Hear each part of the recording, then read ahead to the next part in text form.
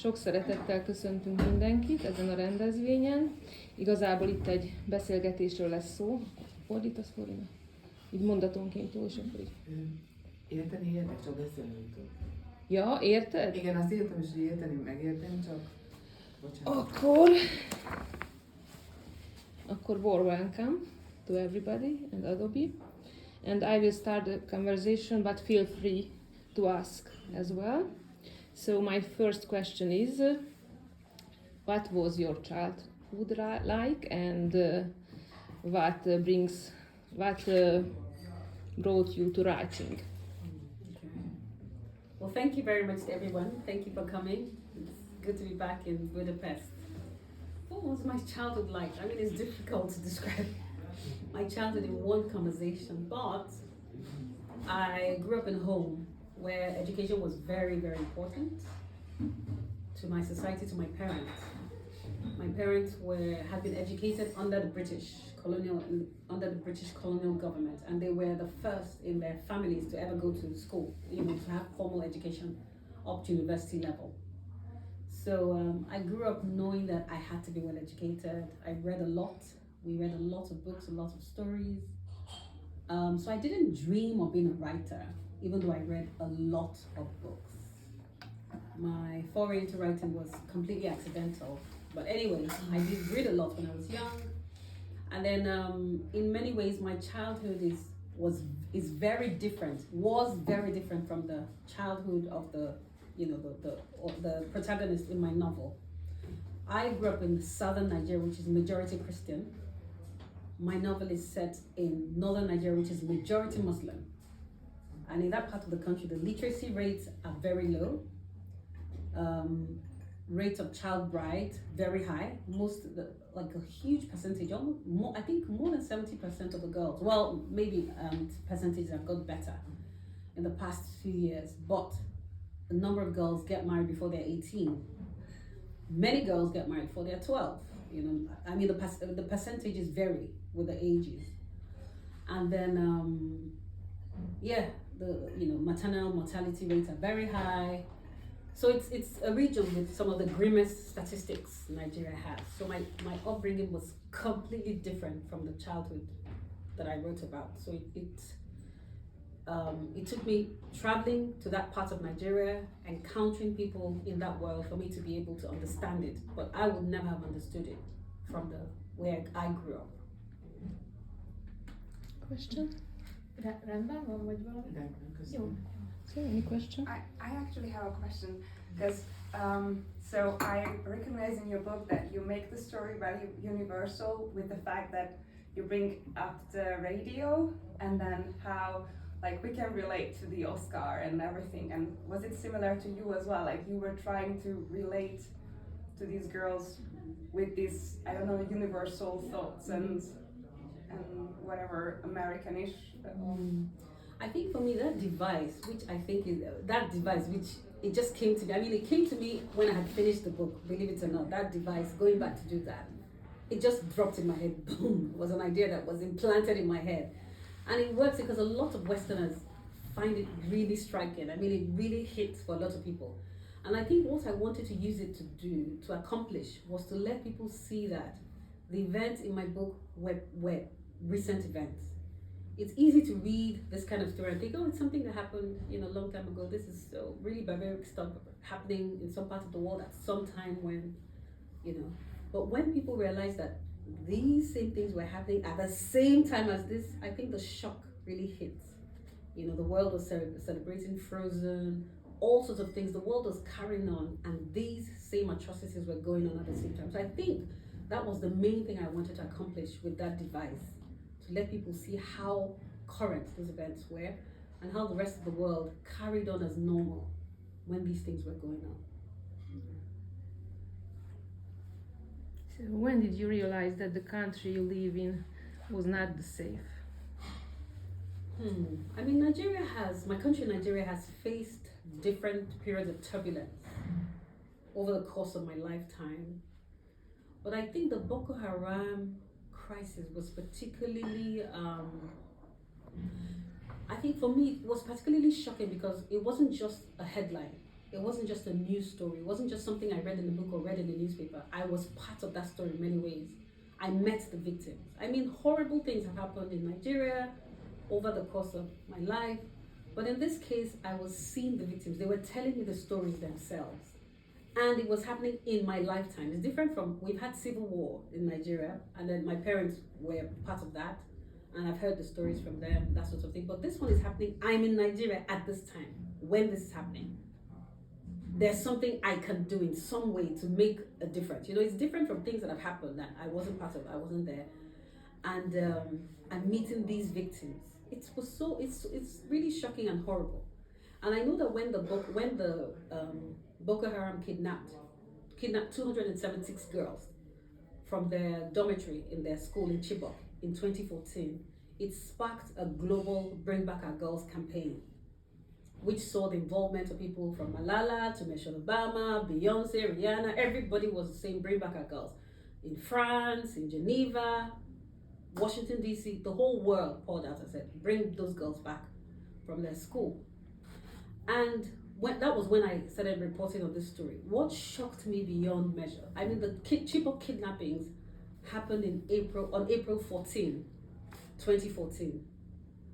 And April 14, yeah, it was April 14, 2014. Yeah. And when I started interviewing people in the few months after the Nigerian military went into the Sambisa forest, hideout of Boko Haram, and started rescuing girls as a result of the Bring Back Our Girls campaign.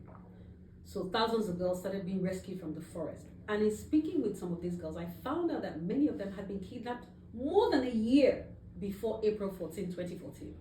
They had been in captivity, and none of us were talking about it. None of us knew about it. The world was carrying on while these girls were in captivity. And it took Boko Haram, Chibok, Malala, Michelle Obama, Beyonce, before we knew that was happening. I think for me it was really shocking.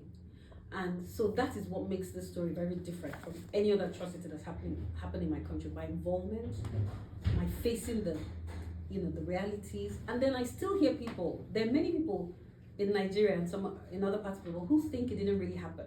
Some people think it was fake news. Some people think the news was generated to oust the government, to embarrass the government. There are people who still think that today.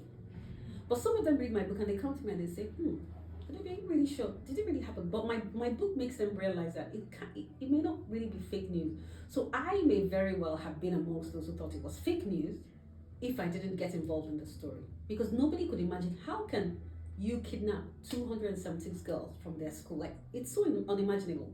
You probably can't imagine it happening in Budapest, New York, London, nowhere else. But when you visit a place like, not even in southern Nigeria, I don't think it can happen in southern Nigeria. But when you visit northern Nigeria and see the vast land, villages that are spread apart, people that are mostly uneducated and ignorant, and then forests where you can easily disappear, it begins to make sense. You can see it happening, but it took my going to that region to see it. So I think in many ways this crisis or this incident was more personal to me than many other things that have happened in my country. And so that's when I realized that, my country was just not, what I thought. And do you remember very well exactly when this concrete attack happened? I remember where I was when I heard the news. I was with a friend. We heard it just like this. And we thought, hi, how did we thought, how can, this girl's kidnapped from their school? Because it's the most shocking thing. I went to boarding school. So the thought of, and even when I was in boarding school, we had, I went to an all-girls boarding school, and we had an all-boys school close to us. And sometimes some of the boys will hang around on our fence and frighten us at night. So that was terrifying enough. And then we had stories about ghosts. They say there's a ghost in the night, and sometimes somebody and everybody screams and rushes out. Oh, they saw a dead person, they saw a ghost. We had all those stories. And then this one is actually kidnappers coming to school and take 276 girls. I remember it was a close friend of mine who was linked to the government in some way. And we heard the news and we were shocked. And then the next day, the government said they had rescued the girls. And we said, oh, thank God. And we knew it couldn't have got, we just, oh yeah, we knew it couldn't happen. And then it turned out it was a lie. The government hadn't rescued the girls.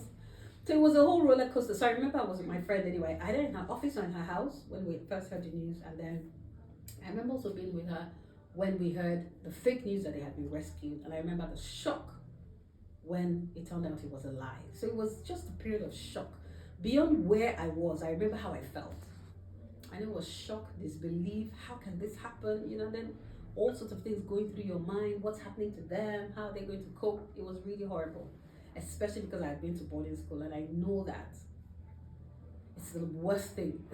It's the worst thing like your worst nightmare coming to life. Questions?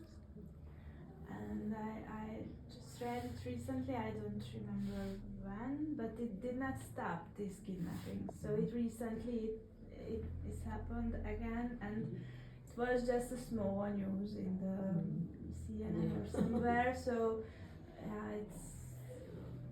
it's easily the word turned too easily the page. Yeah, I think what happened is when Boko Haram saw, at the time they kidnapped these girls, like I also found out and I did a report on that, they didn't actually plan to kidnap the girls. They went, so Boko Haram had sent a team of militants to look for food and to look for something called an engine block. I think it's used for making weapons. So there was some construction activity happening in the girls' school. So Boko Haram had sent them, boarding schools usually have kitchens that have food in their stores. So Boko Haram had sent this team, go and find food, and then there's an engine block there because there's some construction process going on. There's construction going on. So find this, bring it in your truck and bring it back to us. So the boys went there, ransacked the school. In the process, saw the girls were there. I don't know if the girls were meant to be there. Locked them up in the dormitories, pushed them in. And then an argument, when they had packed all the food, packed the equipment they had come for, the militants started to argue amongst themselves. And they said, what shall we do with these girls? Some of them, one of the militants said, let's lock them up in the dormitory and set the dormitory on fire. Somebody else said, no, let's take them to their homes and use them, go to with girls, make their parents open the door and then steal from their homes. And then the girls, said one small boy, like one little boy amongst them, because Boko Haram had, boys that they had turned into militants, child soldiers-ish, said, one small boy said, you know what, let's take them to Shekau, he will know what to do. So the boy said, let's take them to Shekau. Abubakar Shekau was the leader of Boko Haram. So he was basically saying, you know what, instead of cracking our heads over what to do with these girls, let's take them back to our boss and he'll know what to do. That's what, that little boy's comment was what sparked this whole thing. So if that little boy had not spoken, we would never have had, Chibok girls, never had bring back our girls. So that small boy had, it's just like the story in the Bible about Jesus feeding 5,000 people. There's a boy who had 5 loaves and 2 fish. If he didn't have his 5 loaves and 2 fish, we may not have had that story of Jesus feeding 5,000 people. So it was the same. And then the girls were taken to the forest. And then the massive outcry that came from the Western world. Obama was involved, the United Nations. And then Boko Haram said, oh, wait a minute. Oh, is this what it takes to get the world to notice us? We kidnapped these girls. So we inadvertently taught them what to do. So all the research from all the top organizations, these organizations that research terrorism and terrorists show that there was an increase in the use of women. Like kidnapping women, using women as suicide bombers, following the Chibok kidnappings and the Bring Back Our Girls campaign. Because we almost showed them what works when you take girls, when that. And so all the girls, the ones I've interviewed since they were rescued, said that the Chibok girls were kept very, the Boko Haram leader kept them close to him because he realized they were so valuable. The world is looking for these people. So wherever the leader was going, they would take these girls. That's why it was so difficult to find them. So by crying out, free them, we actually, again, inadvertently made it difficult to find them. So that was, and I'm coming back to what you were saying about kidnappings going on. Then, of course, eventually the Nigerian government had to pay, I think, 3 million euros for their rescue. The government paid a huge ransom of about 3 million euros or thereabouts for these girls to be rescued. Because the world was crying and the government just felt, because ordinarily people could argue, why give terrorists 3 million euros to get, why? You're actually enhancing their work just so that you can have 276 girls and tell Obama, we got them back. Tell the United Nations and all the activists. So there's a debate there as well. Did we make the right choice and all that? Then of course we've taught them something. Next thing we know, another batch of girls is kidnapped from another school. And then there's another outcry. That's the second one, not the many more. The second one. There was another outcry, and then CNN, everybody. And then when these things happen, CNN, everybody, BBC, everybody lands, and there's a huge, there's huge publicity. So we're feeding that thing the terrorists want. And then they kidnapped Dachi girls. That's the second group, Dachi girls. They kidnapped them, and then again they were released. It was all in the news. But by the time they did it the third time, everybody was, getting tired. But then what we're reading in the news now, unfortunately, it went from kidnapping for ideological purposes, for publicity, to kidnapping for money. Because we've seen that the government can pay 3 million euros for these girls, or negotiate whatever, release our commanders for these girls. There was always some high demand they made, which was met. Because remember, we want CNN to be happy. We want everybody else, all the white people watching us, to be happy. And so we give give into their huge demands, and then it feeds that monster. So we still have the kidnappings going on now in Nigeria, but it's purely for money. It's not ideological. So people are going into schools, kidnapping girls, and then the parents. This time the government is tired. So we've created a monster. The government, not the government, the system, because we're all complicit. Every one of us who was an activist, every one of us who publicized it, we're all complicit. Created a monster that one person can't feed. No one person can satisfy that monster. So you know what? Everybody's ignoring them. So now it's the families that are paying. Your daughter gets kidnapped, you sell everything you have, sell your house, sell your car, sell your farm to get, to get the ransom paid. So it's now commercial.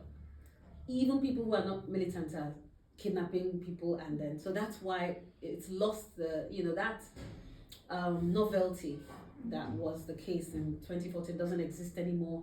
It doesn't make the headlines. Well, the BBC is usually faithful in covering in their microscopic coverage of Africa issues, so the BBC will definitely report it. Al Jazeera maybe, but even if the other big people report it, it might be a headline, but nobody, no follow-up, no commentators, no pundits, unlike previous times. So that's the difference. Unfortunately, it is now common and just accepted as part of, one of the travails of the tribulations of being in Nigeria, that children are kidnapped from schools and their parents and families and communities have to pay ransom to release them. And is it mainly in the northern part still?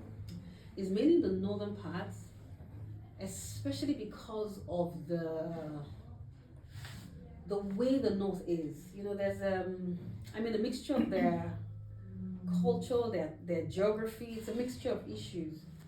Like there are few parts of the south where you can get away with that kind of thing. Like many places are densely populated. You really can't go to Lagos and kidnap people from the school and maneuver traffic. Where are you going to disappear to? But the north has all those forests and then remote communities, villages that nobody has ever been to. Those corners. So I think those things make it easier. And then, without meaning to disparage the people from that part of the country, they're also a bit more docile. They're more, do what you're told kind of people, because people tend to say, if this kind of thing happened in the south, some men will go home. Some of those men would have had their eyes scratched out, if nothing else. The girl may die, but at least she'll tear your eyes out. But we have a people who are used to being told, stand up, they stand, sit down, especially if it's a man telling them, because of their culture. So they're more docile, and so it's easier for them to just follow you, and just without giving a fight. I would imagine that many other parts of Nigeria would put up a good fight for you to take that large number of people out of the school.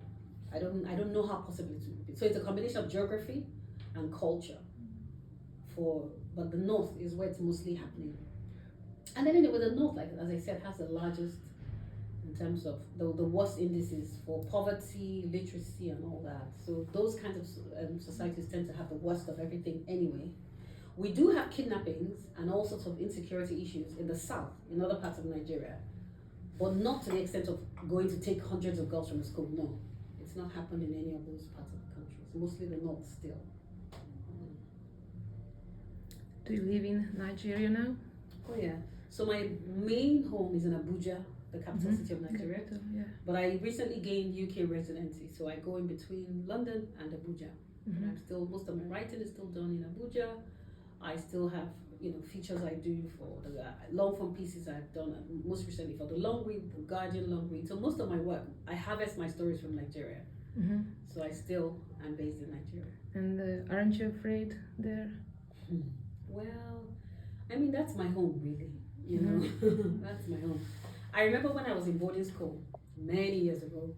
That was when there was civil war in Namibia, and Namibia is a country in the southern part of Africa, and we had the top government officials in Namibia sending their children to my school, their daughters. So we had a number of Namibians in our school, and then when I would go home, I would see tanks bombing. They're on TV. And I'll go back and I'll see these Namibians. They'll go home on holidays, they'll come back, and So once I remember asking one of them, Sarah, I remember that was her name, and I asked her, how do you cope with all the war? And she said to me, the same way you sit on the news, the same way I sit on the news. She was Namibian, she lived in Namibia, but it was the same, she was watching it on the news. So that's the thing, you have these overwhelmingly horrible stories that happen in a country. But really life, there are other things happening. It's not everywhere. I don't see Boko Haram, Boko Haram militants everywhere I go to. No, you don't see them. Then it's the whole country is not on fire. This is something happening, and I think I emphasize this in my book as well. It's in a corner of Nigeria. Now we do have insecurity issues all over the country, but it doesn't bring life to a halt. People are still dancing, partying, marrying, playing. That life still carries on. There are places where life has ground to a halt because of fear, but that's in the corners of the north, these remote regions. As I described in my book, I think I went to great pains. There's a geography lesson where the teacher is telling them, this is just, it's just really a corner of Nigeria. So the thing is, the rest of us in Nigeria can easily have gotten with our lives and not bothered about Boko Haram, not cared about it, and we will never have no, but it's just when you think, these are human beings as well, we're in the same country, let's be concerned about it. In fact, I remember, because my father, Nigeria has there's a lot of tension, ethnic tensions in Nigeria. I'm Igbo, and there was a time in Nigeria fought a civil war where the Igbos tried to secede from the Yorubas and the Hausas. Those are the three main ethnic groups, even though we have about 500 total. Of course, smaller ones. So because of what they suffered in the civil war, the Igbos really suffered, my parents and so it tends to make them a bit indifferent to when others are suffering, because they feel we suffered, went through so much, and we were being attacked. Nobody really.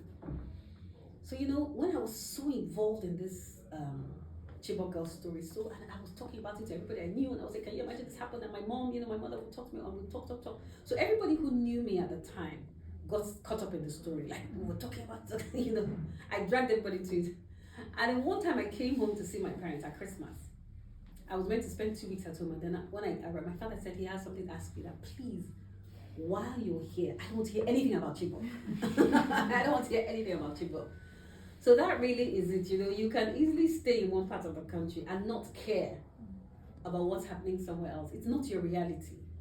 Nobody around my father was kidnapped by Boko Haram, and for them they think, again, there's the Christian Muslim aspect of it. The South is Christian, so sometimes they think that's a Muslim problem if they don't sort out their religious issues. So there are all those factors. There's the ethnic aspect, there's the religious aspect, people thinking you created this problem for yourselves with your ideology. So there are all those things. So the whole of Nigeria is not affected by these issues. We all have issues we deal with in terms of insecurity, but not everybody's work is afflicted by Boko Haram. And life goes on. Nigeria is still a lovely place to visit. I still take my friends, people still come. We have a great time, and I always look forward to going back. Never mind that one has to be careful in certain places. For example, I was supposed to do a story for the National Geographic, and it required reporting in my home region.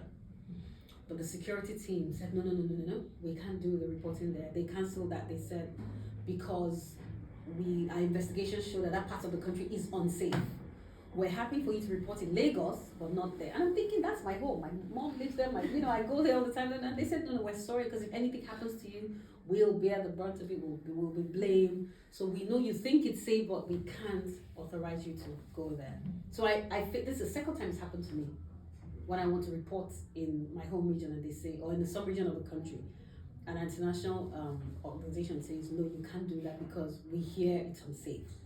Meanwhile, it's a place I visit, a place I love going to, a place I'm relaxed in. But because of what their security reports and analysis, they don't think I should go there. So, I mean, the parts of the country I will not advise you to go to, but it's not the whole of Nigeria. So, back to your question, I feel very comfortable going to Nigeria. I usually look forward to going back to Nigeria. I have friends and family in Nigeria, and they're having a great time, despite all. It's okay. And what is your favorite cultural tradition or something like which is very Nigerian?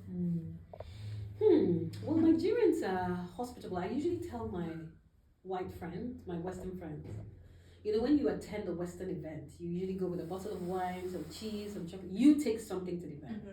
But in Nigeria, when you go to an event, you expect to come out with something. So usually I go to an event and I come out with bowls of rice or this, and, you know. So we that hospitality, that generosity of spirit. You don't come to an event with your own thing. No, it's almost an insult. You come. In fact, sometimes when you go for an event with your empty bowls, knowing that there's more than enough food to pack away. You know, so we're used to lavishly, you know, hosting people. Of course, sometimes it can be a burden. But that's our culture. So I like that generosity, the fact that everybody, you know, like when there's an event, there's an event happening in the village or in some community, and anybody can stroll in. You don't need an invitation. You just stroll in and you have a bowl of food, bottle of drink, and you may not have the same quality as certain people. So we tend to have a segregation of catering. So you have a caterer who caters to the masses. And of course the menu is different, the quality might be different.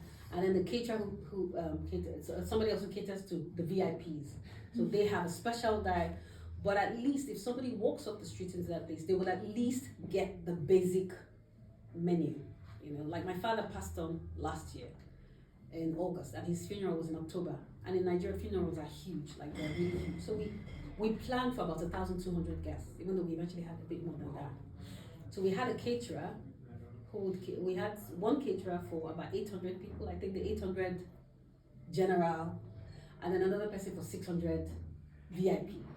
So their menu was different, the kind of rice, the kind of, you know, sauces, the kind of this, and then, so that day, the masses had their own canopies, and the VIPs had their special tent. But everybody who came in ate food, whoever the person was, but your category would differ. So I like that culture of generosity and just, you know. Actually, we have been the same in Hungary. Like we have the same because in family and friends gathering, we like to pack something that I like this food and you like too, so I will pack something for you. So this is kind of like similar to our culture. We are food Asian as well. Oh, really? That's nice to know. That's nice to know. Best cuisine in Europe. Ooh. I really got experience in that. Thank you. Except for families are much more smaller here. Yes, for sure. What's that? So the families are much so we don't have. Oh, families are smaller. That's true. That's true. That makes sense. It's a complete Yeah, I mean, you mentioned that there is a big gathering and funeral, like organizing funerals, and how many people attend to weddings? The same thing, similar. Like 600 people. No, similar. Sometimes 1,200. Sometimes depends. Yeah. And the funeral is the musical funeral. No, the funeral. Yeah, there's dancing. So. Like in New Orleans. Like the New Orleans one. Yes, the one. So the thing is, according to Igbo culture, most African cultures, you know, death was seen not as an end but a transition. So the whole idea is this person is traveling to the next life, especially if it's an elderly person. My father was 85 when he passed on, and he was respected, he was well accomplished. So the whole idea is we're celebrating his life and ushering him like a send forth party to the next world. So back in the day, they believed that the way you send somebody into the next world determines how he's received. Oh, Sonia is here. Hello, Sonia. So they believe that the way you send somebody off determines how he's received in the next world. So you have to let the ancestors know that. A big person was coming to join them. So that was behind the lavishness of the funerals. that event. So there was a purpose to it. So there's a lot of dancing and celebration and dressing up. In fact, that's a story I'm actually working on now. Oh, wow. Yeah, that's the story I'm working on. Because I realized a lot of Westerners don't know that culture. Yeah, and I thought that's odd.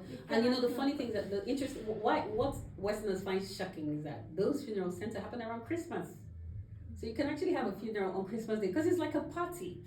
So of course there's a time when you stop and cry. It's usually the close family crying, but there's a lot of dancing, partying going on in the background, and it's fun. People dress up lavishly, they're musicians, they're live bands. It's like a real party, and it can go on for days.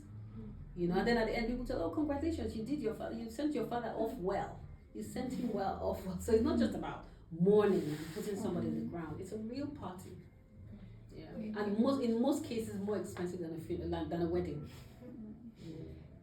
Did you experience, or is it common that like the Western culture experiences Nigeria or encounters Nigeria with your book the first time? Like this is their first experience? Because I think about our literature lessons. Of course, we haven't had much of African literature, and even if I want to read, loads of them are not translated. We have to go for the English books, and I mean our language is just so different from English that I don't think that most of us speak very well. So it takes an effort to read in English. So I wonder, how is it when you go around the world with your book? Is it you like, yeah? The thing is, for many of us around the world, in whatever cultures in which we exist, reading a book is our first encounter with another culture. When I was growing up, my first encounter with the Western world was books. I mean, if you had dropped me in the middle of London when I was 8 years old, I wouldn't get lost. I'll know exactly, I'll recognize everything. Because you know, we were reading those books.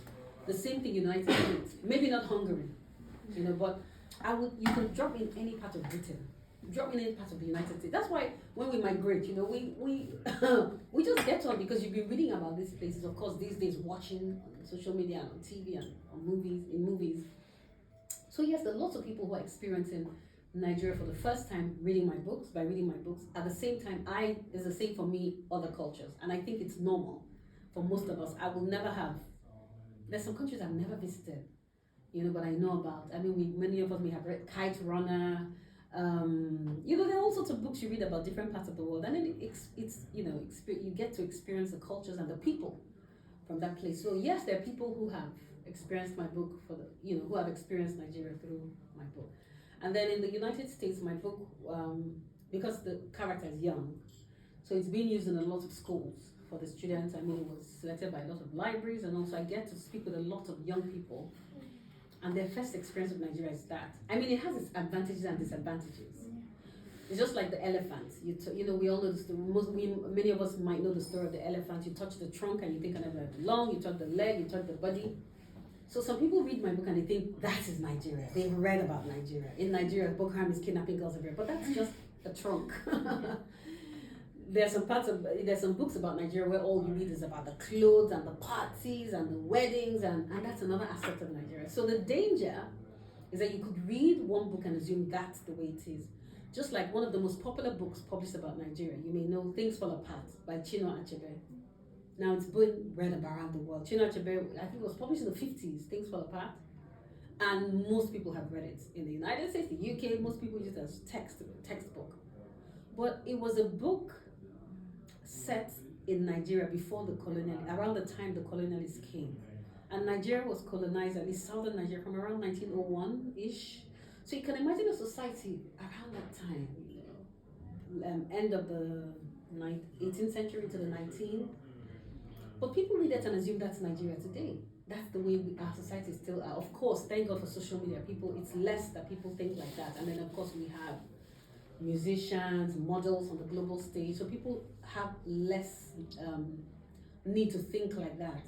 But before these things, before social media, many people read Things Fall Apart and assume that's how Nigeria is. We all live in huts. We all walk about barefoot. And you wouldn't blame them. You might accuse them of racism, but it's not their fault. That's what they read. That's what they were taught is Nigeria. And that's what they imbibed. So I don't think you can know a culture by reading one book, but at least you know an aspect of life in a society. So I hope The people who are reading my book and thinking they know Nigeria also know that that is not the complete picture of Nigeria. I would like to ask that my first experience with Nigeria was the Chigozie Obiama. Or I don't Oh, Chigozie Obiama, yes. Yes, Which so of his books? He was shortlisted for the Booker. Oh, Fisherman. yeah, yes. So yes. it takes place in Nigeria in Uh-huh. the 90s, and it is about brothers. So it was kind of like a little bit shocking for me, the story. But the whole environment with the mangoes, you know, you have lots of mangoes and fruits. It was kind of like magical compared to Hungary. We have just apples, you know, and plums. And this kind of environment can be very inspiring. And based on your book experiences, have you ever read a book which was about not just inspiring regarding the environment, but like a painting? You can see your whole country or parts of your country, which was very, you know. You mean a Nigerian book? Yes, a Nigerian from a Nigerian author. From a Nigerian author. Yes. I mean, I've been reading books by Nigerian authors since I was a child. Mhm. So it's difficult for me to pinpoint that kind of Yes. experience because, you know, I've been reading books about Nigerian authors since I was a child, really.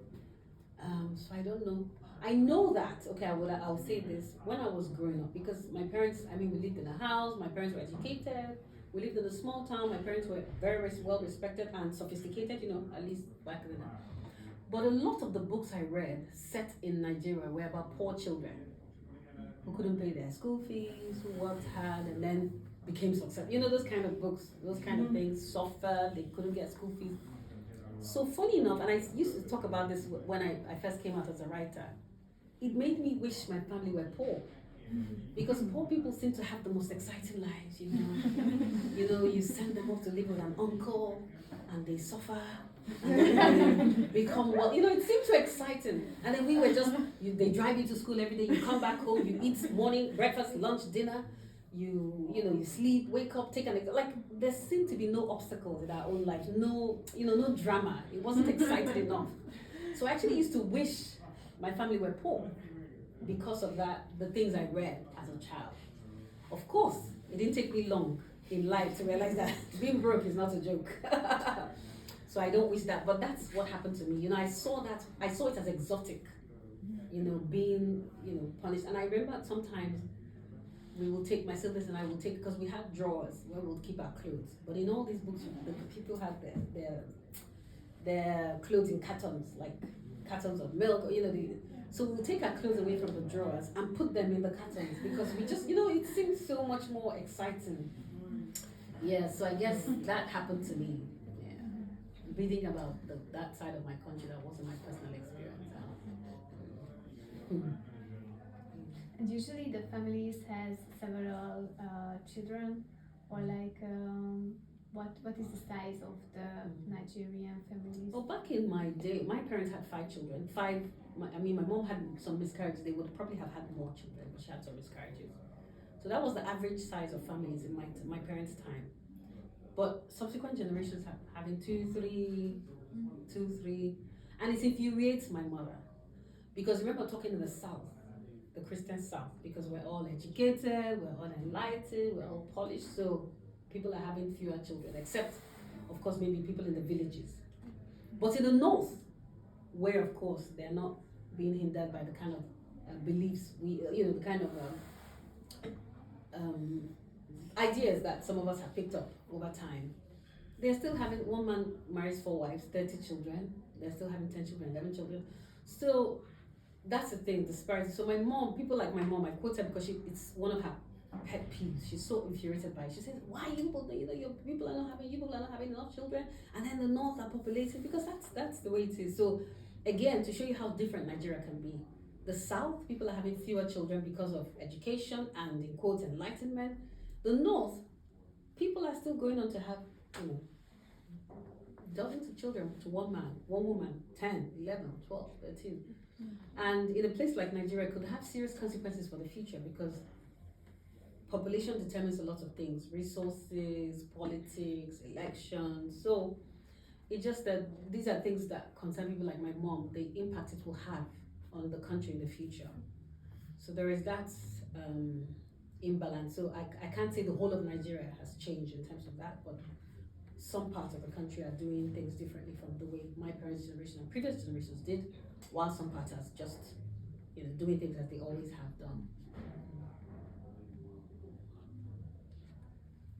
Was it evident for you that you write the book from a young girl's perspective?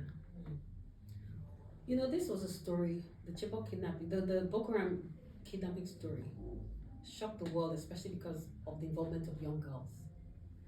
So it would have been, it was the best way I could tell it, the most impactful way to tell it, because they were the worst victims. So many women and girls were captives of Boko Haram and suffered the consequences of being Boko Haram. So I had to tell it from their perspective. It was just the most,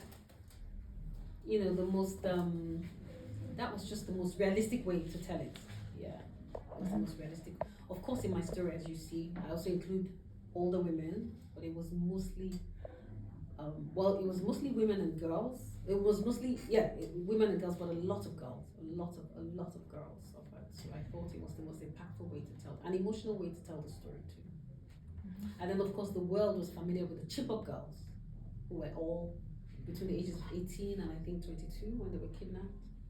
So we had to, this was my way of telling the Chibok story without making it about the Chibok girls alone. So I had to go through the perspective of girls.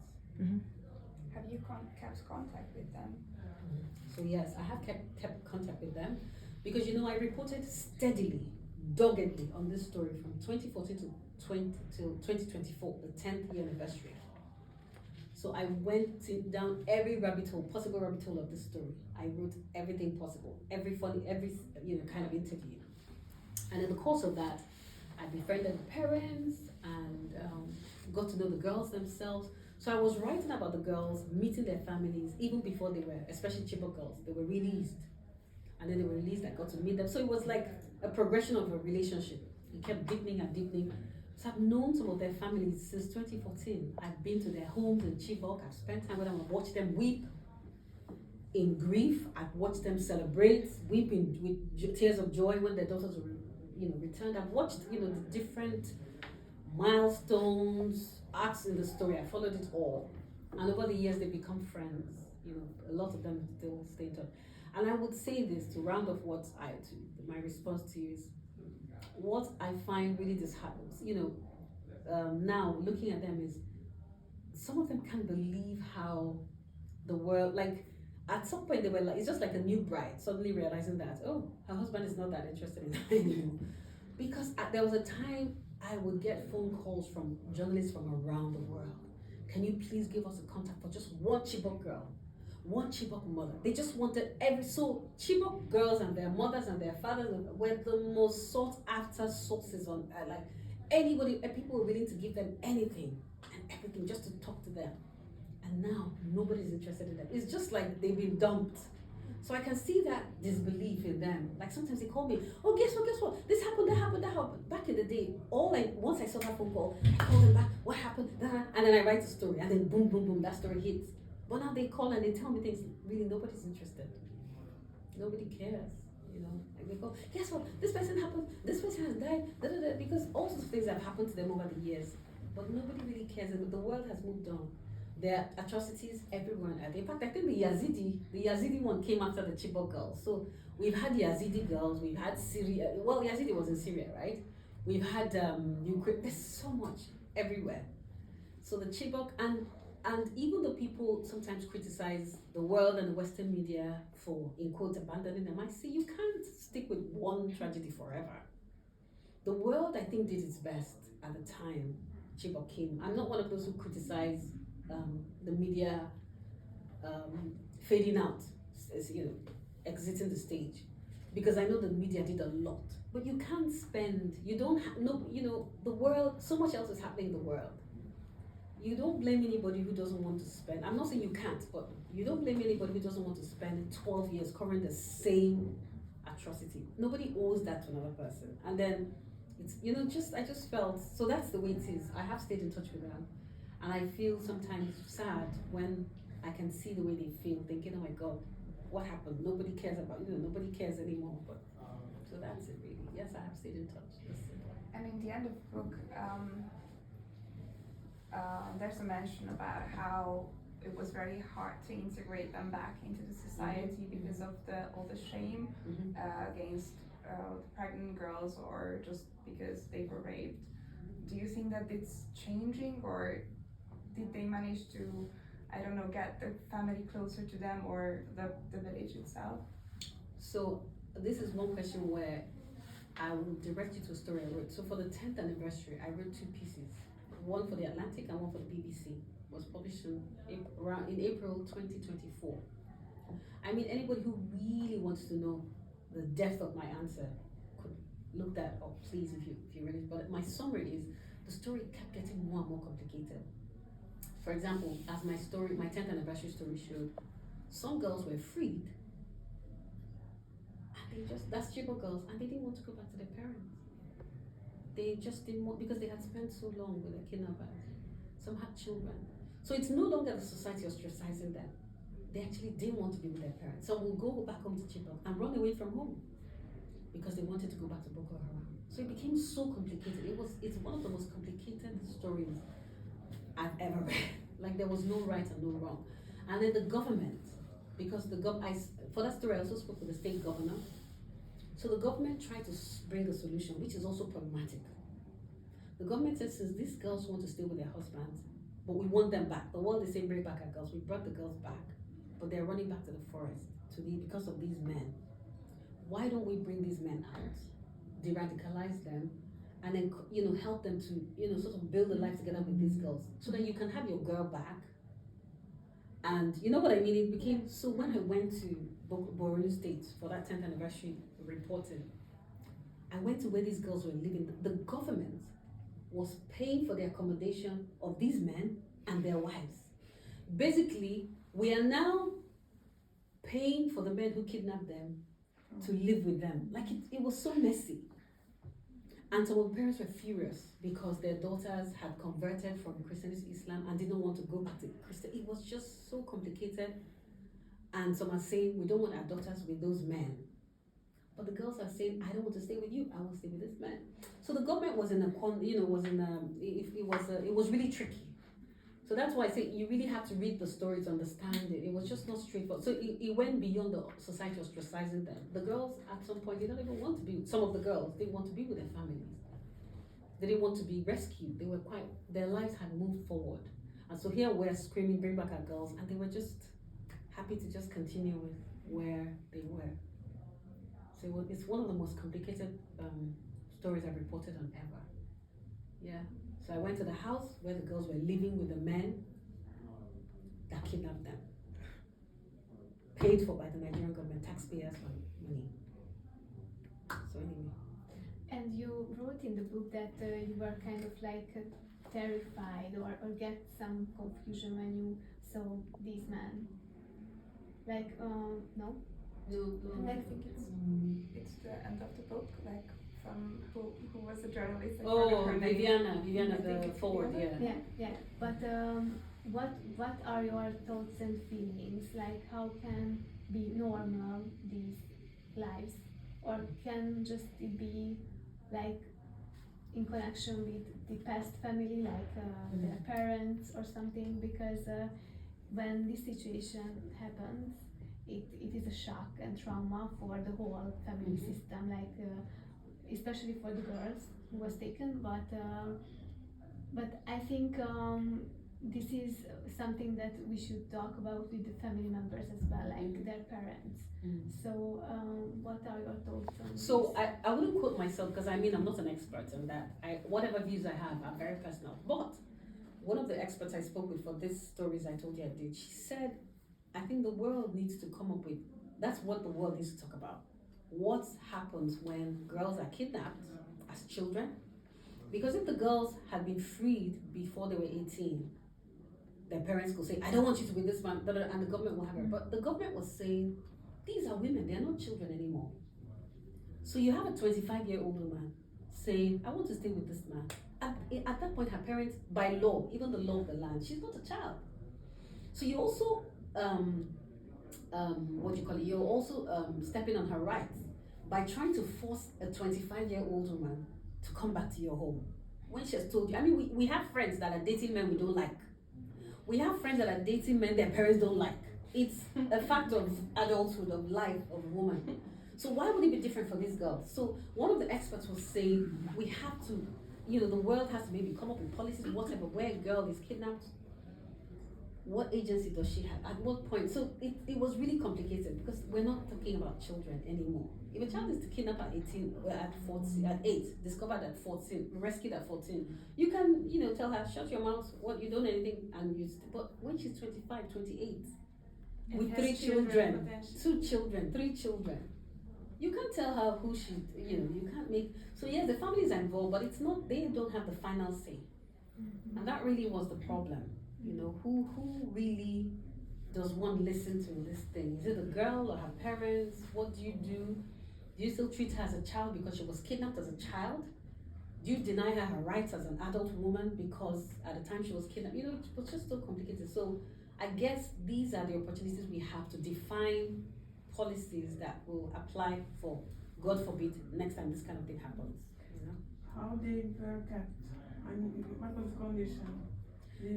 They said they were. I Because mean, it can make difference if somebody is kidnapped and kept in a cellar or I see. live in a almost normal life, true. but she cannot go out. But remember, it's about choice. If a woman was kidnapped and kept in a cellar, and you come to release her and she says, "No, I'm happy in the cellar," there's nothing we can do. You can say, it's wrong to put a woman in. After we have people doing BDSM and all that, there's things some women do that no, you will not do, you may not do, but some are happy to do it.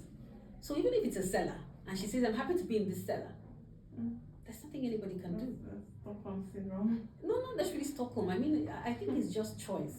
Some people's choices don't make sense to us. Yeah, and if you already take someone's agency by kidnapping them once, then do you do it again by making them come home? Like it's really Exactly. it's very complicated. Exactly. You've already snatched the agency one time by kidnapping them. You now want to take it a second time by forcing them home. It's almost like re-kidnapping, you know, like this time the parents are the kidnappers. Okay, but they were harmed or they were. No, lots of them say the husbands took care of them. They loved their husbands. And I always like to remind people that bad boys also have girlfriends. Drug dealers have girlfriends. Murderers have girlfriends. Al Capone, you know, they all had girlfriends. All the Italian mafia, there's none who doesn't have a wife or girlfriend and children. So there's nothing strange about the fact that a Boko Haram commander had a wife that loved him. Bad boys have girlfriends and lovers all over the world, in all nationalities. And how come that the government didn't want to convict those men? Because I understand if they were boys that were taken as a child and then they were converted, but if they were already grown adults by choice into Boko Haram, then why didn't? So the government lured them out of the forest by saying, we'll join a de-radicalization program. We will de-radicalize you for weeks and then certify you free to live in normal society. Because remember, the girls were running back into the forest. And the government is saying, we have these parents who for years have been saying, bring back our girls. We bring back the girls and the girls run back into that forest. So it's beyond bring back our girls. And we know they're running to the forest because of this man. So how do we lure out this man? So the girl can have that man out here and her parents can have access to her. So the government came up with a de-radicalization program for Boko Haram members. So come and drop your weapons, denounce the group, go through weeks of de-radicalization. We certify you free to live in normal society. You now come out and your wife can live with you. So that's how they did it. And it was successful? Well, I mean... Can you change someone in a few weeks? Well, I mean... Radical, you do right. Yeah, I think they have like a card. I found it uncomfortable, but I don't know. I mean, I haven't. I know they have problems with that program, but it doesn't mean that the same men went back. But I haven't looked into it. I mean, after the 10th anniversary, I kind of said, you know what? I think it's time to take a break from this story. So I've read the headlines, but I haven't dug it. I haven't followed it up the way I have. But I've read that. Of course, there's an increased incidence of Boko Haram attacks, so clearly it wasn't as successful as it should have been. Having said that, you can de-radicalize some. But there's still others in the forest, still attacking, so, yeah. Before being kidnapped, in these tribe societies were equal rights, or women had not quite equal rights in society. So I just thinking about Egypt, where a girl has to do what her father says, Exactly. and then what her husband. Yep. So there is no choice. Exactly. Now it becomes maybe, but without family. So if you want to study and working as a scholar, for example, you will not have a family because nobody will marry you. So I don't know how this works. I mean, you're right, because that's another problem they have, or rather, that's another reason why it was easier, I think, for the girls to fit into the lives of Boko Haram. They were already in a society where a girl didn't have a say what happened to her anyway. Your father could give you away in marriage at the age of 12, and you had nothing, you couldn't say anything about it. Your father could decide you get married at 17. In fact, I interviewed some Boko Haram wives of Boko Haram commanders. These were not kidnapped girls, like actual wives, you know. One of them told me she used to be in school, but at the age of 12, got into a fight with another girl in school, which is something many that has happened. You put another person there, and her father was so upset with her, he pulled her out of school and married her off. That's her father. Yeah. So when you now meet a Boko Haram commander, what's the main difference? You've simply gone from one man who tells you what to do to another man who tells you what to do. It's not your father this time, it's a Boko Haram commander who wants to marry. It's not your brother this time, it's, you know, so it's the same thing. A society where women are used to being told what to do, kicked around, used as for babies, for farm work, you know, just, so it was the same world, but a different, different vegetation or whatever. So I think that's why it was easier for them to feel settled in that world. You know, many of them came from a world where men were always in control, telling them what to do. So it was just so natural to fit in. I mean, many of us that's the thing, when we use terms like Stockholm Syndrome and all that, we're thinking from our your own mind, your intellectual, sophisticated mind. If you were kidnapped by a Boko Haram commander and you fell for it, it's probably Stockholm Syndrome or something else. But these girls haven't developed that. Many of these people, I'm not denigrating them in any way, but they don't have those psychological structures that support those big theories, you know, Stockholm Syndrome. It's very basic as what Gabby just said. One man is telling you what to do, another man is now telling you. It's very simple. If it's not, you know, so that's it. And then even when you're married to somebody who's not a Boko Haram commander, he can hit you. He can decide you're not going out today. He can decide you're going to be covered from, you know, your whole body. So what's the difference, really? The only difference is that he forcefully took you away from your parents instead of going to them and asking for your hand in marriage. And then all the reports showed that the girls interviewed, many of the reports, the girls said, that they actually prefer the way Boko Haram handled the marriages, because when their dowry was paid, you know, typically in the dowry for girls that are married off is paid. Well, some Muslims tell me that Islam says you should give it to the girl, but traditionally their parents collected the dowry.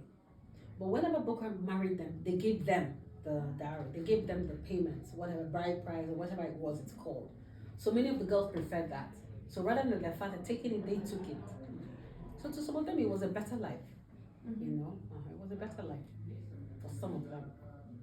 I interviewed a girl and I wrote a story about her for CNN. She said to me, Zara, that was her name, she was kidnapped at 14 and rescued maybe at 16 or maybe 15.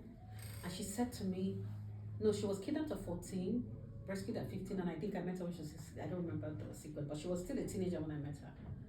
And she said, if she had a gun on the day the Nigerian military came to rescue her, she would have shot the military. So she didn't want to be rescued. She was so angry. She said if she had a gun, she would have shot at the soldiers. So that's it.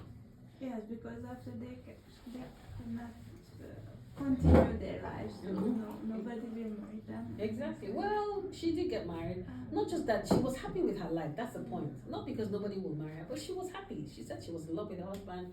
He made her feel important. And then rather than getting married to some farmer, whatever. She was married to him, and a commander who was telling her, "We're going to change the world. We're going to turn the world into an Islamic caliphate. We're going to overthrow Obama." You know, so it felt like, yeah, it felt like, you know, they had purpose beyond going to the farm, having babies. They felt like they were changing the world. In fact, a lot of the girls, and Boko Haram gave them the impression that we are our own country. You no longer belong to Nigeria. You are now part of us. So many of the girls I interviewed, when they are telling me about when they were rescued, they will say, "When I came back to Nigeria." That's the way they say. Yeah, they didn't tell me when. They'll say, "When they brought us back to Nigeria." So for them, they were in a country, special, chosen. They were chosen people to start this new nation of, you know. So that's some purpose to have in life, rather than just, you know, Nigeria and, you know, new government today, and it doesn't affect you in any way. Yeah, especially if you're a teenager, I guess it's Mhm. quite easy to Mhm. get excited. about Exactly, the ideas exactly. and potentially fall in love with someone. Mhm. So And Rome started the same way. Subbing girls, kidnapping of the subbing girls. Sorry. Ancient Rome. The ancient Oh, Rome. The one guy with the theory of ancient Rome. But this happened with European girls who moved to Syria with who fell in love with terrorists just to live there. Syria, The Arab world, or yeah, it's just recently when European women went to Islamic Republic. Or Yeah, was it? something. Yeah, We know with ISIS, ISIS. Yeah, ISIS. so it's the same. No, ISIS. Is it ISIS? Boko Haram wanted to be the ISIS, the second ISIS, Yeah. or something like that. So Yes. and We know the name. Is it ISIS? You know.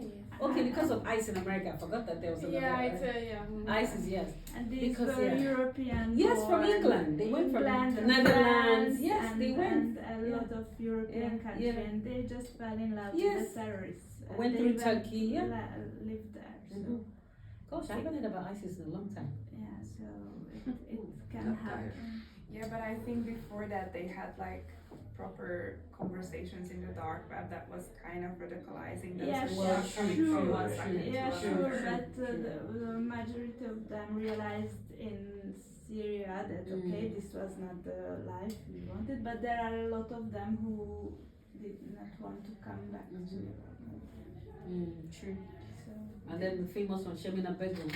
Do we know Shemina Begum? The one that Britain has denied her citizenship, so she's Yeah. trying to come Oh, back yeah. to Britain. Oh yeah. yeah. yes, But it's a strange analogy, but if you switch two babies in the crib, in the Exactly. hospital, and Yeah. like 5 years later you realize, oh, we should switch them. Do you switch them back? Exactly, right? Or when the connection True. with Dream the has been parents? formed. Yeah, true, true. I guess it is a similar analogy, actually. And have the Western world at any point took responsibility for like kind of forcing their Western theory? I mean, it's not been new for you, it's colonization, but still I find it very interesting that you had all this media coverage, and then when they heard that they don't want to come back, what did they react in some ways, or did they spoke up? Anyone? Well, you know, so it gets, I think the story got to a point where everybody was like, oh my God, what? That's just, that was my conclusion. I don't know, what is, you know, like, you don't know where to go from there. So that was the response I got from, because one of those, I had a longer piece, about 4,000 words, published in the Atlantic in the US, and then the second one published in the BBC. So these were prominent publications for the 10th anniversary, but, you know, nobody could, there could be, who are you going to be angry with? Because I made sure it was balanced. I interviewed the government showed their good intentions. What I just described. We want the parents to have their access to their daughters. We want the girls out of the forest. We want to help. You know, you could see the government trying. The girls themselves explain their point of view. I don't want to stay with my parents. Yes, I was a Christian, I want to be a Muslim. I'm happy like this. I love this man. How bad he is, this is my husband. You know, it was just, so all the points of view were clearly outlined. And that's the thing about balance. When everybody's point of view is outlined, you don't know who to be angry with. You don't know. So it wasn't about outrage. It's about, okay, when next this kind of thing happens, like this kind of conversation we're having now, what do we do? How do we prevent it? How do we? And then one of the main campaigners, Aisha Yebode, she's been one of the prominent Bring Back Our Girls campaigners. You know, she summarized, she said, you know what? We left the girls too long in that place. That was just the summary. Like, it's got so bad. You know, when something has decayed, it's beyond rescue. You know what? We left the girls too long. That was just all she could say. You couldn't carry placards. What are you carrying placards for? Like, what do you want to dismantle at this time? What do you want anybody to do? The government? What can they do? The girls, the parents? It was so complicated. I mean, the people I felt the most sorry for were the parents. You want your daughters out. They're out now, but they can't, you know, this is not the way you wanted it. You almost start wishing, you're thinking, should she have died? And of course, people in your village are thinking, but your daughter is out. What's happening? She's now living with Boko Haram. So it becomes another level of stigma. It's just so complicated. So complicated. They had more trauma. More trauma, yes. It was so horrible. Because their life doesn't change in a way like the girls. So, It's a metamorphosis of trauma. So you go from the trauma of losing your daughter. In fact, that was the BBC headline. Something about losing their daughters twice. Something like that. So it's like a second loss. Do they get help, or do they get help, like psychological help? Or something like, I don't know.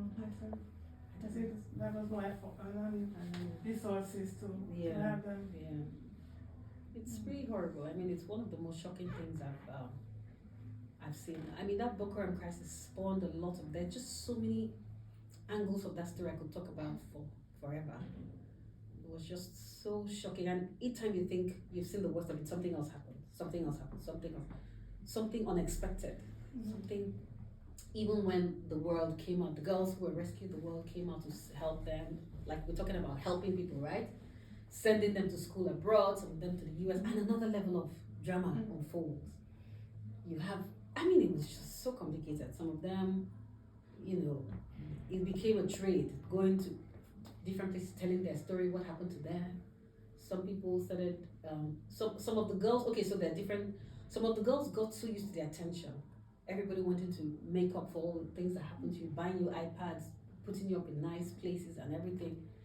They didn't know how to live normal lives anymore. They got so used to their bills being paid, people putting them up in nice hotels, and you know, it became so getting them to realize you can't go on like this. And they became very entitled, you know, because they're special, Chibok girls. So I also saw that side of it. Where they felt they were so special, they could do anything they wanted, they could get anything they wanted, they were all on iPads and, you know, living fancy lives. So it was such a complicated story. I don't think I've ever fully told everything I saw and experienced and understood and learned in that journey. Maybe sometime in the future I'll talk more about it, or maybe write more about it, I don't know, but yeah, it was quite an experience. But I guess it's a specific life story of 200 plus people. So how could you wrap it up in a nice package and make a nice story from it, even if all the media wants it to be and all the people want it to be like a nice happy ending for everyone. True. That's difficult to do, almost impossible. You're right. You're right. So for I actually wrote another story for the 10th anniversary. I wrote the happy ending ones. So for the Sunday Times, the UK Times, I wrote the people who had a happy ending. So I said their lives, the kidnapping actually changed their lives for the better. So I wrote that story. So there were some girls who, being kidnapped, transformed their lives in a positive way. So I actually focused, so like, you know, you said, I think it's just about taking different segments. And so I put a few of those girls together and talked about it. Yeah. People need a happy ending. Yeah, exactly. So I did give a happy ending for that segment. But in the book, there's a happy ending, kind of. Okay. they came back home, yeah. And she's happy for it. But I guess it would be interesting to have an unlikable character for the main. I mean, I know that one of the characters, you know, the one who, has everybody here read it? I don't want any spoilers. The girl who became a suicide bomber, that kind of thing. So, Zainab. Sorry? Zainab. No, is that her name? I don't remember. I'm sorry. So I have to yeah, exactly. Sarah. Okay, yes. Yes. So she's the unhappy ending in that one because a lot of people would have ended up like that. So I guess I wrote different. And then we had people like the girl who had the baby. We had her as well. So there were different endings I tried to portray. Because girls did die in the forest. Some of the cheaper girls died while giving birth. That definitely happened in the forest. So a number of them lost their lives to snake bites, sickness, bombings when the Nigerian government with the American government was trying to rescue them. In the process of attacking Boko Haram, some of the girls died. And then some lost their lives during childbirth as well. So I tried to capture all those different experiences in one book, in my book. So some people might have a happy ending, but not everybody. Because I tried to make it as realistic as possible. And we also had a girl who kept true to her Christianity, and that's why she died. Oh, I think yes, it was that's more true. than Yeah. something like that. That's true. Yeah. So I tend to forget when I pretend. It happens. Sometimes. Because I told them, I said, I made it up. It's a made up, when I know the real people, but when you make up a story, especially my first novel, I really don't remember a lot of what I read. So people come to me, oh, my favorite part is this, my favorite part is that. And I'm thinking, oh my God, what's best?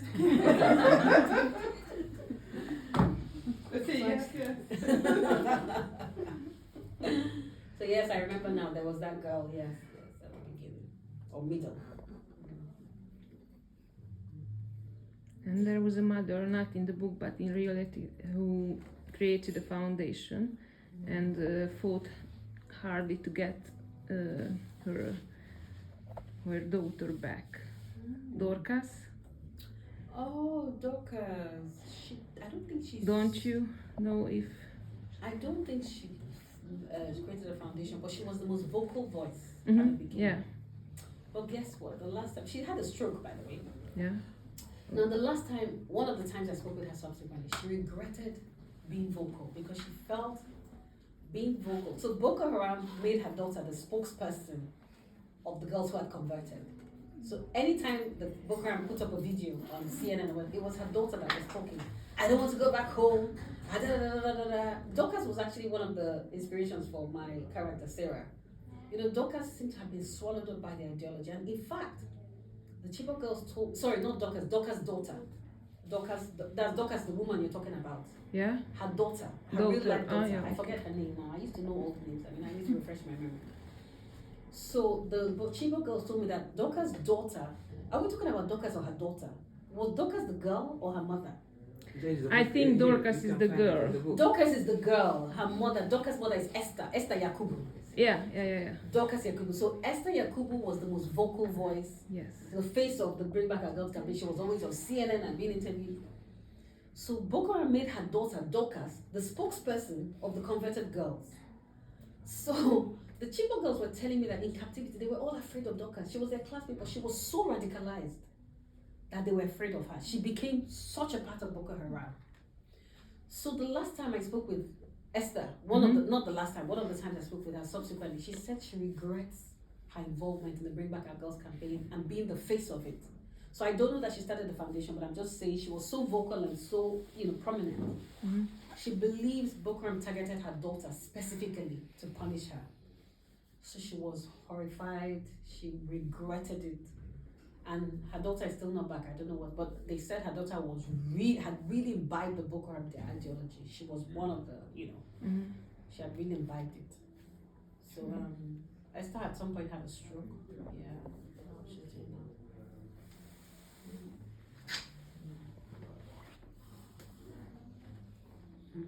now. Questions? As a writer, what are your writing habits, or it's another topic, I know. Another topic. Well, yes, it is another. My writing habit, it varies on the project. I mean, it depends. I don't really have a set. I'm both a novelist and a journalist. But I'm one of those people who I prefer things to. I like to see the end of a project. Like I like to finish quickly. So I will push myself to the point where I finish, even if it's not perfect. But I will finish first, and then begin to perfect. So I usually would. Any free time, anytime I'm rested, just keep churning out work. Yeah, but I also, I don't like anything else in my life to suffer because I'm writing.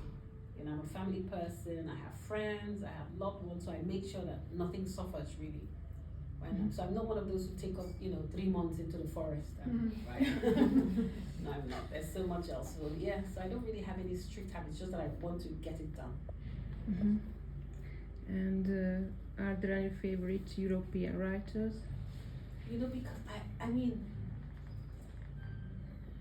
I just love humorous books. Once a book will make me laugh, it doesn't matter who wrote it, I would love it, and then probably look for more of that kind of book. So I like humorous books. So even though my first novel was more humorous, it was serious but humorous. This story, I couldn't risk humor. I thought it was too serious to make it humorous. Especially because this is more journalism, I thought, let the world know about this. So I couldn't risk using humor to dilute it at all, unlike my first novel. But humor is my preferred genre, whether for writing or for reading. And any humorous author is likely to win my heart. It doesn't have to be one particular person. Even though the British tend to do the kind of humor I love. British authors are great humor writers, I think. And so I go for a lot of British humor.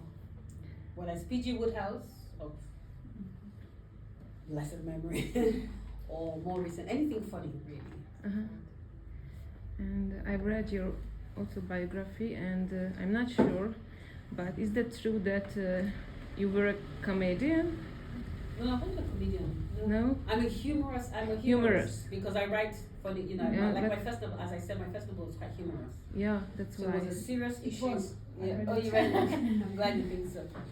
And that sometimes people in different parts of the world tend to laugh at different things. Sometimes Nigerians will find something funny, Americans will find it, sometimes British, But I was happy to see British people say they found it funny, your Hungarians said they found it funny, your Nigerians. So I thought, okay, I did well. It was in terms of accomplishing that aspect, making people laugh even as they're reading something serious.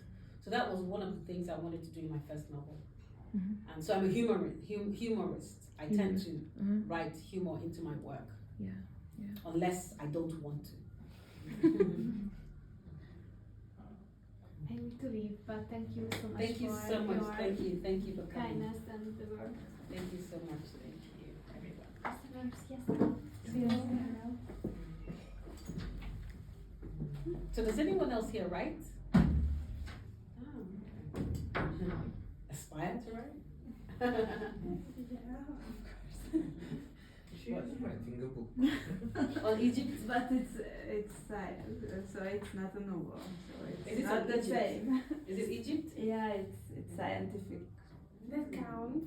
Yeah, but it's not writing. I think. Is it academic? Yeah, it's academic work. So maybe the same, a little bit same process, thinking on a result, but it's completely different. Is it part of your academics or just? Yes, sure. Oh. You have to do this. It's a must. Like a dissertation? Yes, but. But lots of people turn their dissertations into books. Sure, yes, but it still stays dissertation, so it's for anybody else. It's not too fun to read them, so You have to put some humor in.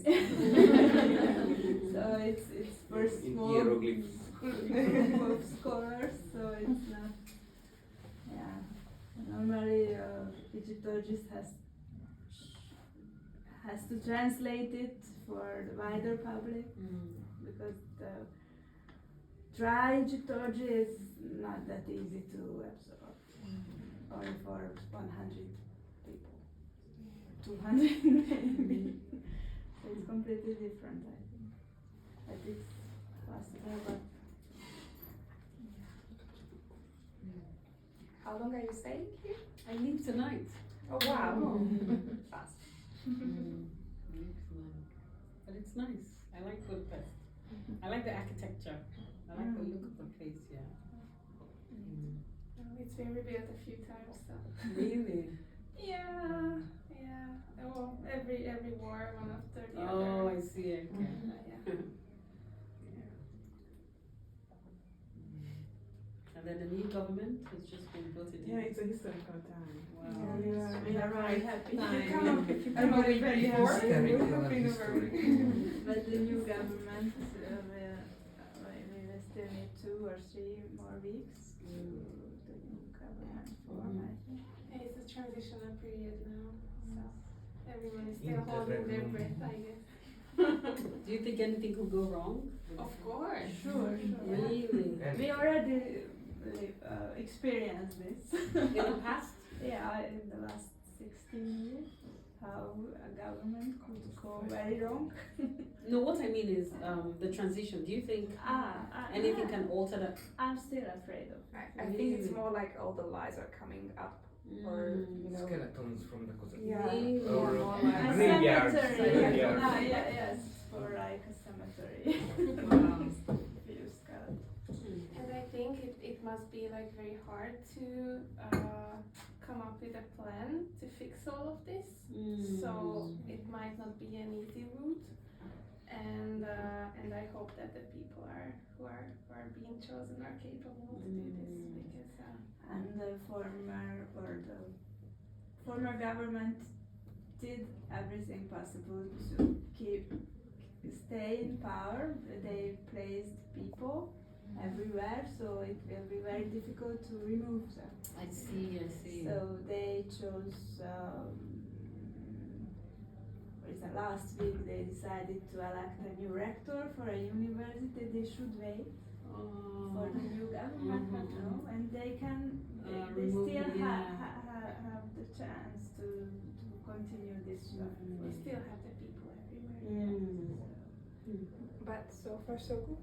Yeah, still we are very happy. We have to move. It will be better because the previous 60 years couldn't be continued. So it's not the right direction. So we have to be positive. And sometimes I'm very pessimistic, but now I'm optimistic. It will be better. I hope. Well, I pray it goes well because. But I think if they manage to change 25% of what they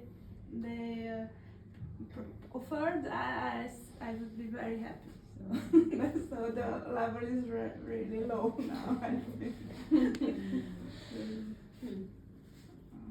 In terms of Europe, so we began the slope that led it nowhere. So. Orban. And the world was watching, like everybody knew what was happening in Hungary. The whole world was watching. I got messages from international friends. Yeah. Our Chiboki girls, huh? Exactly. And then the whole Trump. nation was kidnapped by itself. That's an interesting analogy. I'm glad that. And we are really traumatized. Do the arts community suffer? Oh yeah. Oh, really? Yes. In what ways? They cancelled the people who were against them, so they did not let them to perform or did not. I mean, they put the money in nationalistic views, basically, and then. And I think the scientific community also suffered a lot. Sure. I have a sister who's a biologist. It was like I told you, it was like amoeba. It went every corner. Everyone who had any Even kind of any kind of views or the reach or the intelligence to have different views, I guess. So artists, scientific community, teachers, universities, everyone. Even the book publishing. It's very hard for the smaller publishers. Is it Yeah. So, for example, I always buy books. Normally, people buy from the biggest bookshop, Libri. But now I buy only from the publisher directly, or from another bookstore, which is always which is against the government. So I always try to support those who are against the government, because I want to read books from everywhere around the world, not only those books which is okay for the government. So I want to keep my mind fresh for other cultures. Then- And that's why I always buy books from. I order this from the publisher because I don't want Thank to you. give the money for that bookshop. That guy. Yeah, that's what we do. The hard readers. The Yeah. censorship mainly attacked the LGBT community, I would Yeah. say. And I actually had to wrap some books in But it's plastic. over. Have you heard the news? Yeah. Okay. What is over? Like basically the EU said that it's kind of against their own law, so it can't. I'm not sure how it's going to change now. Is it just going from I- one No, day to there- another? There But- was a law. If in a book is a character who is LGBT. lesbian or other things, these books must be wrapped Really? so the children couldn't open it. And it And couldn't it be cannot- They sold. could not So buy it inside. Oh, It can be that's sold interesting. near churches and schools. Schools. Oh. And like 99% of bookstores are close proximity of churches and schools. So we just went back 50 years in Oh. time, I think. Here. Oh, I don't think Nigeria knows about this. They might adopt this law. Yeah, they like to get the laws from each other. Yes, Oh, that's Yeah. interesting. Any book with them had Yes, to be wrapped up. and the Hungarian Helsinki Committee and Amnesty International went to the European court. So there was a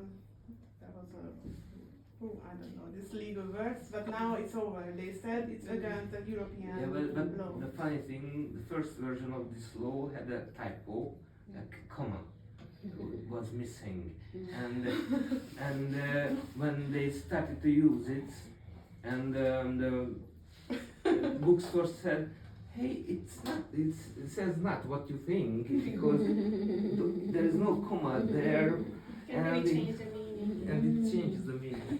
Yes, but we are a member country of the European Union where you should respect Yes, European yes. laws, and the government began to disrespect European laws and try to change everything. Because they thought that this will be popular for the majority of the Hungarian society for gaining votes. It's just for this. But now it's over. Or where the LGBT community is being persecuted, taken to jail, that sort of thing. Not yet. Okay. But Not we yet. should If they turn want, to- if they we should like have. that, yeah. Yeah, it could have gone to that Yes. if they had another term. Yes. Yeah. It was getting a bit too interesting. Yeah. So did they begin to hide and? No, Okay. But they should. It depends on the age, I think. For the I think it's more like pumping up the extremists against them, so just gaining power through Atomize the making conflict society. between societies. but these were mostly for gaining voters because the government turned far right. But there was always a common enemy, right? So it was Yes. the LGBT people. were Yeah, but just one it's just of for them. atomizing people, everybody against everybody, and Mhm. we are the ones who can defend you against anything which we. And then you won't be we thinking about visualize. your Yes. rights and But then the then- economy. The society come together, cooperate, and we change the system. Yeah, so it's beautiful, I think. I could never imagine this. And the LGBT community was easy because only 1% of the population, so they just really chose them to as an easy target. So I'm not sure there was a belief behind them. So But now it's gonna be good. Yes, yeah. Okay.